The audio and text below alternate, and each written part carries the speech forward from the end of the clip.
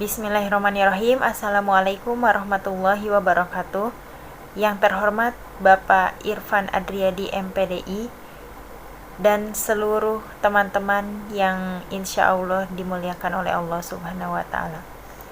Alhamdulillahirabbil alamin wa bihi nasta'in wa ala umuri dunya waddin. Wassalatu wassalamu ala asyrafil anbiya'i wal mursalin wa ala alihi wa sahbihi ajma'in, amma ba'du. Baiklah, untuk mempersingkat waktu, marilah kita buka diskusi pada siang hari ini dengan mengucapkan Bismillahirrohmanirrohim. Baiklah, untuk makalah yang pertama yang akan dibacakan oleh Saudari Fitria Nur Aziza dengan judul Pengertian dan Konsep Dasar Demokrasi. Terima kasih kepada moderator yang telah memberikan kesempatan kepada saya sebagai pemateri pertama. Dan di sini saya akan menjelaskan mengenai pengertian dan konsep demokrasi. Demokrasi atau istilah demokrasi ini berasal dari bahasa Yunani yang ada dari dua kata. Yang pertama demos dan yang kedua kratos. Demos ini berarti pemerintah dan kratos atau kratein berarti rakyat. Artinya, demokrasi ini berarti pemerintahan rakyat. Adapun pendapat yang terkenal yang dikemukakan oleh Abraham Lincoln yang menyebutkan demokrasi adalah suatu sistem pemerintahan dari rakyat, oleh rakyat, dan untuk rakyat. Artinya, rakyat mempunyai kebebasan penuh untuk melakukan semua aktivitas politik dalam kehidupan berbangsa dan bernegara. Adapun yang lain, pengertian demokrasi menurut Kamus Besar Bahasa Indonesia atau KBBI yaitu demokrasi merupakan istilah politik yang berarti pemerintahan rakyat yang merupakan kekuasaan tertinggi berada di tangan rakyat dan dijalankan langsung oleh rakyat atau wakil-wakil yang mereka pilih di bawah sistem pemerintahan yang bebas. Berbeda dengan bentuk pemerintahan yang kekuasaannya dipegang oleh satu orang, seperti sistem yang disebut dengan sistem monarki, atau bentuk pemerintahan yang kekuasaannya dipegang oleh sekelompok kecil seperti oligarki. Adapun suatu negara disebut dengan negara demokrasi pasti memiliki landasan-landasan. Apa saja landasan-landasan dalam pemerintahan demokratis? Yang pertama, pengakuan partisipasi rakyat dalam pemerintahan. Misalnya, memilih wakil-wakil rakyat untuk lembaga perwakilan rakyat secara langsung, umum, bebas, dan rahasia, serta jujur dan adil. Yang kedua, pengakuan hakikat dan martabat manusia, misalnya adanya tindakan pemerintah untuk melindungi hak-hak asasi manusia demi kepentingan bersama. Adapun sebuah negara yang berbentuk sistem demokrasi pasti memiliki ciri-ciri dengan sistem negara yang lain. Apa saja ciri-ciri negara yang memiliki sistem demokrasi atau pemerintahan yang memiliki sistem demokrasi? Yang pertama, keterlibatan warga negara dalam pengambilan kebijakan politik. Yang kedua, pengakuan, penghargaan, dan perlindungan hak asasi manusia. Yang ketiga, persamaan hak bagi seluruh warga negara. Yang keempat, lembaga peradilan dan kekuasaan kehakiman yang independen. Yang kelima, adanya kebebasan dan kemerdekaan bagi seluruh warga negara. Yang keenam, adanya media massa yang bebas serta mengontrol pemerintahan. Yang ketujuh, adanya pemilihan umum untuk memilih wakil rakyat yang duduk di lembaga perwakilan rakyat. Yang kedelapan, adanya pemilihan umum yang bebas, jujur, adil dalam memilih pejabat politis. Yang kesembilan, adanya pengakuan terhadap perbedaan keberagaman, mau itu dari agama, suku. Mungkin cukup sekian yang dapat saya sampaikan mengenai pengertian dan konsep dasar demokrasi. Mohon maaf apabila ada kesalahan atau banyak yang belum dimengerti. Kita bisa dibuka dalam forum diskusi setelah presentasi selesai. Baiklah, untuk makalah yang selanjutnya yang akan dibacakan oleh Saudari Fitria Meisyarah dengan judul Prinsip-prinsip utama dan indikator demokrasi. Materi yang selanjutnya adalah prinsip-prinsip utama dan indikator demokrasi. Prinsip-prinsip utama demokrasi. Prinsip-prinsip demokrasi telah banyak dikemukakan oleh para ahli. Jika kita mengungkap kembali prinsip demokrasi sebagaimana dinyatakan Soekarno pada tahun 1981, menunjuk pada prinsip demokrasi sebagai suatu sistem politik. Contoh lain misalnya Robert Dahl yang menyatakan terdapat dua dimensi utama demokrasi, yakni yang pertama, kompetisi yang bebas di antara para kandidat, dan yang kedua, partisipasi bagi mereka yang telah dewasa memiliki hak politik. Berkaitan dengan dua prinsip demokrasi tersebut, secara umum dapat dikatakan bahwa demokrasi memiliki dua ciri utama, yakni keadilan dan kebebasan. Frans Magnus Suseno menyatakan bahwa dari berbagai ciri dan prinsip demokrasi yang dikemukakan oleh para pakar, ada 5 ciri atau gugus hakiki negara demokrasi, yakni negara hukum, pemerintah berada di bawah kontrol nyata masyarakat, pemilihan umum yang bebas, prinsip mayoritas, dan adanya jaminan terhadap hak-hak demokratis. Hendra Nur Cahyo merangkum sejumlah prinsip demokrasi yang dikemukakan para ahli dengan menyatakan adanya nilai-nilai yang substansial dan nilai-nilai yang bersifat prosedural dari demokrasi. Kedua kategori nilai tersebut, baik substansial dan prosedural, sama pentingnya dalam demokrasi. Tanpa adanya nilai tersebut, demokrasi tidak akan eksis, yang selanjutnya dikatakan sebagai prinsip eksistensial dari demokrasi. Prinsip eksistensial demokrasi tersebut yakni yang pertama adalah kebebasan, yang kedua adalah kesamaan, dan yang ketiga adalah kedaulatan suara mayoritas atau rakyat. Pendapat yang sejenis dikemukakan oleh Mas Wadi Rauf bahwa demokrasi itu memiliki dua prinsip utama demokrasi, yakni kebebasan atau persamaan dan kedaulatan rakyat. Yang pertama adalah kebebasan atau persamaan. Kebebasan dan persamaan adalah fondasi demokrasi. Kebebasan dianggap sebagai sarana mencapai kemajuan dengan memberikan hasil maksimal dari usaha orang tanpa adanya pembatasan dari penguasa politik. Demokrasi adalah sistem politik yang melindungi kebebasan warganya sekaligus memberi tugas pemerintah untuk menjamin kebebasan tersebut. Demokrasi pada dasarnya merupakan pelembagaan dari kebebasan. Persamaan merupakan sarana penting untuk kemajuan setiap orang. Dengan prinsip persamaan, setiap orang dianggap sama tanpa dibeda-bedakan dan memperoleh akses dan kesempatan sama untuk mengembangkan diri sesuai dengan potensinya. Demokrasi diperlukan sama pula dalam pemerintahan. Yang kedua adalah kedaulatan rakyat. Konsep kedaulatan rakyat pada hakikatnya kebijakan yang dibuat adalah kehendak rakyat dan untuk kepentingan rakyat. Mekanisme semacam ini akan mencapai dua hal. Yang pertama, kecil kemungkinan terjadi penyalahgunaan kekuasaan, dan yang kedua, terjaminnya kepentingan rakyat dalam tugas-tugas pemerintahan. Perwujudan lain konsep kedaulatan adalah pengawasan oleh rakyat. Pengawasan dilakukan oleh demokrasi tidak mencapai kebaikan hati penguasa.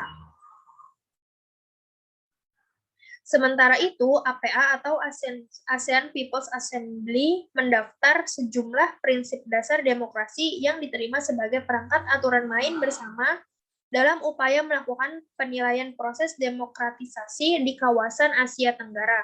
Terlepas dari banyak perdebatan reotik antara demokrasi universal dan partikular, antara konsep Barat dan Timur, atau cara Asia atau ASEAN, dan berbagai macam kata sifat yang tercantum di depan definisi demokrasi saat digunakan untuk menggambarkan karakteristik demokratis sebuah negara seperti semi-demokrasi, demokrasi liberal, demokrasi elektoral, dan lain-lain.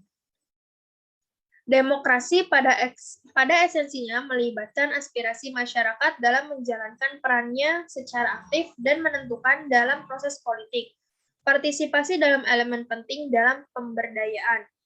Partisipasi tidak hanya berupa mencoblos dalam pemilihan umum atau pemilihan kepala daerah yang dilaksanakan secara rutin. Partisipasi menjamin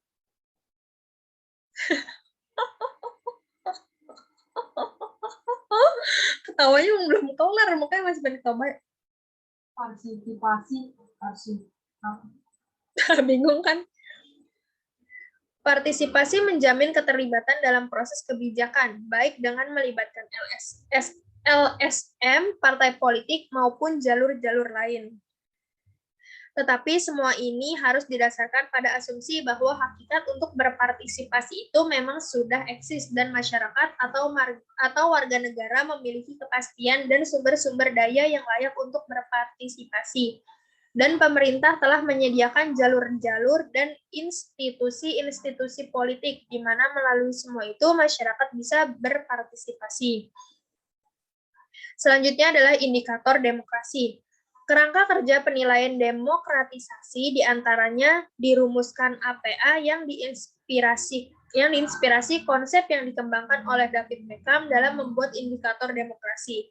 Beckham menerjemahkan kedaulatan rakyat secara lebih spesifik menjadi faktor kontrol populer atau popular control dan faktor kesetaraan politik atau political equality. Kontrol populer memanifestasikan hak-hak yang dimiliki oleh masyarakat untuk mengontrol dan mempengaruhi kebijakan politik dan para pembuat kebijakan. Perlakuan terhadap masyarakat harus didasari pada keyakinan bahwa setiap orang harus diperlakukan dengan rasa hormat yang setara. Setiap orang memiliki kapasitas yang setara dalam menentukan pilihan. Pilihan tersebut dapat mempengaruhi keputusan kolektif dan semua kepentingan yang mendasari pilihan tersebut harus diperhatikan. Kerangka kerja utama dibagi menjadi 3 komponen utama. Yang pertama, kerangka kerja hak warga negara yang kesetaraannya terjamin.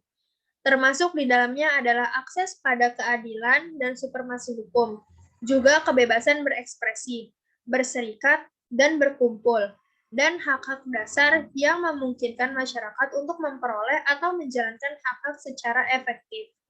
Komponen pertama ini terdiri dari 2 tema, yaitu kewarganegaraan yang setara dan hak-hak sipil dan politik.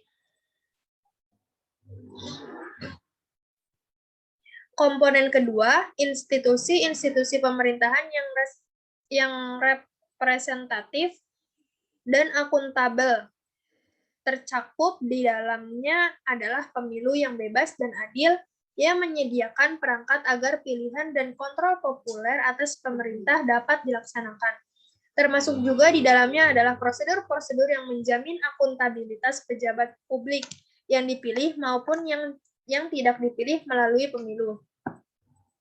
Komponen kedua terdiri dari 6 tema, yaitu pemilu yang bebas dan adil, partai politik yang demokratis, hubungan sipil militer, transparansi dan akuntabilitas pemerintah, supremasi hukum, dan desentralisasi. Komponen ketiga adalah masyarakat yang demokratis atau sipil.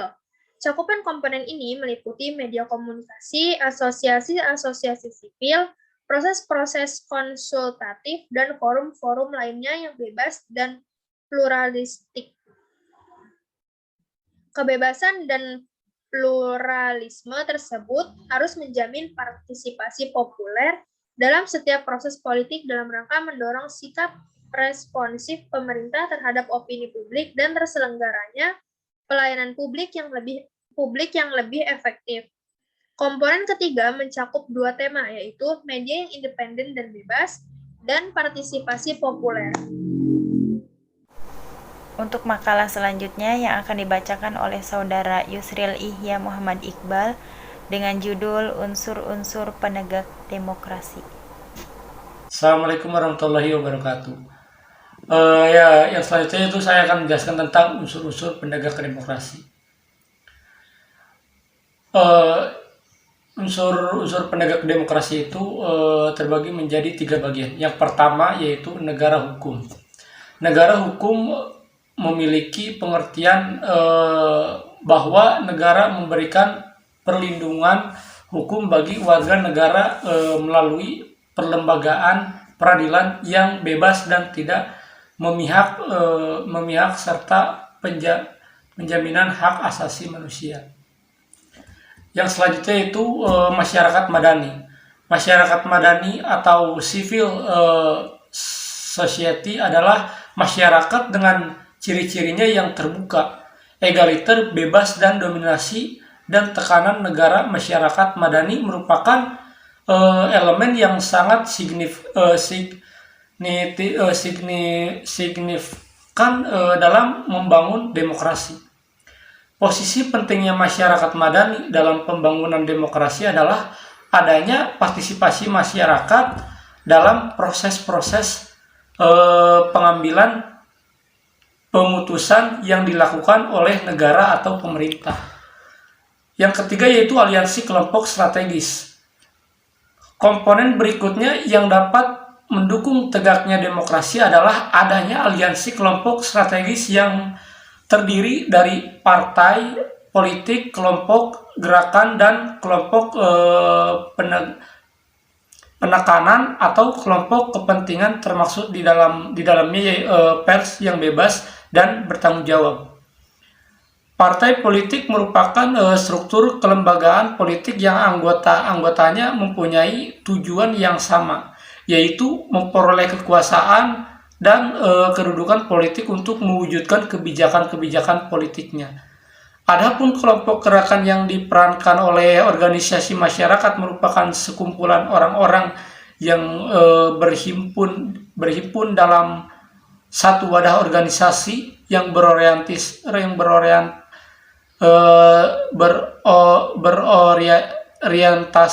pada pemberdayaan warganya, seperti Muhammadiyah, Nahdlatul Ulama, apalagi Persatuan Islam, Persis, atau kalau yang di kampus tuh organisasi HMI, atau Pergerakan Mahasiswa Islam Indonesia, yang selanjutnya itu GMNI, dan organisasi masyarakat lainnya. Nah, yang kedua yaitu parameter tatanan kehidupan demokratis.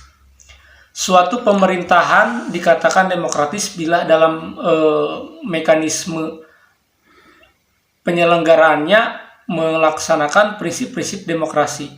Prinsip-prinsip dasar demokrasi itu adalah persamaan, kebebasan, dan pluralisme. Dalam pandangan Robert Dahl, terdapat 7 prinsip yang harus ada dalam sistem demokrasi, yaitu kontrol atas keputusan pemerintah, pemilihan umum yang jujur dan memilih dan dipilih, kebebasan menyatakan pendapat tanpa ancaman, kebebasan mengakses informasi, dan kebebasan berserikat.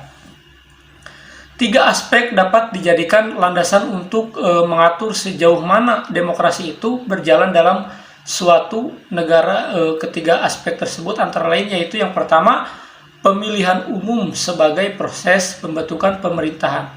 Hingga saat ini pemilihan umum diyakini oleh banyak kalangan ahli demokrasi sebagai salah satunya instrumen penting dalam proses pergantian pemerintahan. Yang selanjutnya itu susunan kekuasaan negara, yakni kekuasaan negara ini dijadikan secara distributif untuk menghindari penumpukan kekuasaan dalam satu tangan atau satu wilayah. Yang selanjutnya yaitu kontrol rakyat. Nah, ini suatu relasi kuasa yang berjalan secara simetris, memiliki sambungan yang jelas, dan adanya mekanisme yang memungkinkan kontrol dan keseimbangan terhadap kekuasaan yang dijalankan eksekutif dan legislatif.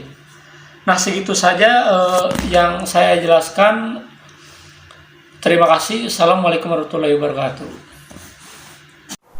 Baiklah, untuk makalah yang terakhir yang akan dibacakan oleh saya sendiri, Frida Anggraini, dengan judul Perjalanan Demokrasi di Indonesia. Perjalanan demokrasi di Indonesia. Negara Indonesia merupakan negara yang menganut demokrasi dalam sistem pemerintahannya. Namun, seiring berjalannya waktu, demokrasi di Indonesia mengalami beberapa perubahan pada prosesnya, sesuai dengan kondisi politik dan pemerintahan saat itu. Berikut ini merupakan penjelasan perjalanan demokrasi di Indonesia. Semenjak Indonesia merdeka dan menjadi negara kesatuan, dalam UUD 1945 disebutkan bahwa NKRI menganut sistem pemerintahan demokrasi. di mana kedaulatan berada di tangan rakyat dan dalam pelaksanaannya dilakukan oleh MPR. Dalam arti lain, Indonesia menganut paham demokrasi perwakilan. Berikut alur perkembangan demokrasi di Indonesia. Tahun 1945 sampai 1950, Indonesia masih berjuang menghadapi Belanda yang ingin kembali ke Indonesia. Pada saat itu, pelaksanaan demokrasi belum berjalan dengan baik. Hal itu disebabkan oleh masih adanya revolusi fisik. Pada awal kemerdekaan masih terdapat sentralisasi kekuasaan. Hal itu terlihat pada pasal 4 Aturan Peralihan UUD 1945 yang berbunyi sebelum MPR, DPR dan DPA dibentuk menurut UUD ini, segala kekuasaan dijalankan oleh Presiden dengan dibantu oleh KNIP untuk menghindari kesan bahwa negara Indonesia adalah negara yang absolut pemerintahan. Yang pertama, Maklumat Wakil Presiden nomor 10 tanggal 16 Oktober 1945 KNIP berubah menjadi lembaga legislatif. Yang kedua, Maklumat Pemerintah tanggal 3 November 1945 tentang pembukaan partai politik. Yang ketiga, Maklumat Pemerintah tanggal 14 November 1945 tentang perubahan sistem pemerintahan presidensil menjadi parlementer. Perkembangan demokrasi parlementer 1950 sampai 1959. Periode pemerintahan negara Indonesia tahun 1950 sampai 1959 yang menggunakan UUD. Sementara UUDS pada masa ini adalah masa kejayaan demokrasi di Indonesia, karena hampir semua elemen demokrasi dapat ditemukan dalam perwujudan kehidupan politik di Indonesia. Lembaga perwakilan rakyat atau parlemen memainkan peranan yang sangat tinggi dalam proses politik yang berjalan. Perwujudan kekuasaan parlemen ini diperlihatkan dengan adanya sejumlah mosi tidak percaya kepada pihak pemerintah yang mengakibatkan kabinet harus meletakkan jabatannya. Pada tahun 1950 sampai 1959